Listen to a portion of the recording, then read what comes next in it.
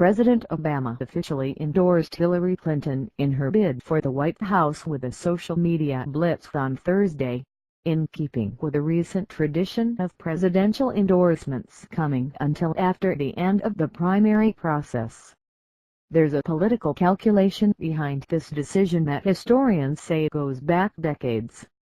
That's because the question of endorsements was not relevant until late in the 20th century, said Barbara Ferry, director of presidential studies at the University of Virginia's Miller Center.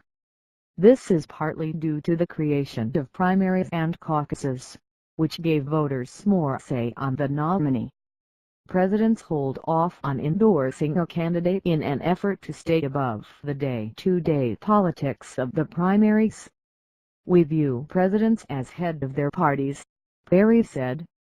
"That may not mean very much anymore, but it's at the very least symbolic. Presidents may also wait now to avoid backing the wrong horse in a contested primary, in order to stay in the good graces of the eventual nominee. But once they do endorse, they are more active campaigners when they have a personal investment in their successor. Presidents typically get involved when they think their legacy is on the line. Barack Obama has good reason to think the Affordable Care Act is at risk should Donald Trump be elected. You can bet he will be working hard for Hillary Clinton," wrote historian H.W. Brands via email. "Sometimes the president may be so controversial that a candidate from their own party may not want an endorsement too early because it could potentially hurt instead of help them.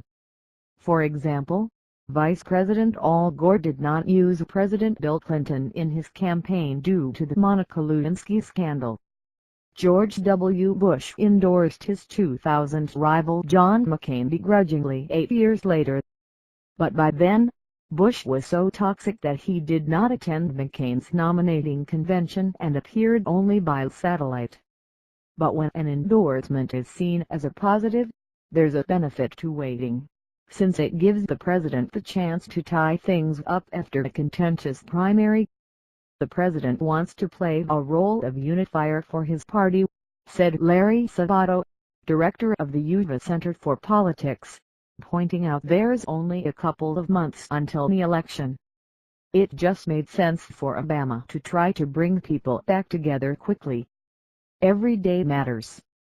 President Obama's endorsement, which came 2 days after the Associated Press declared Clinton the presumptive nominee, should help begin that process, added John Green, director of the Bliss Institute of Applied Politics at the University of Akron.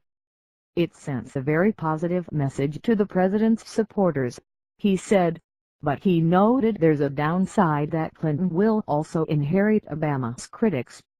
"The flip side is also true.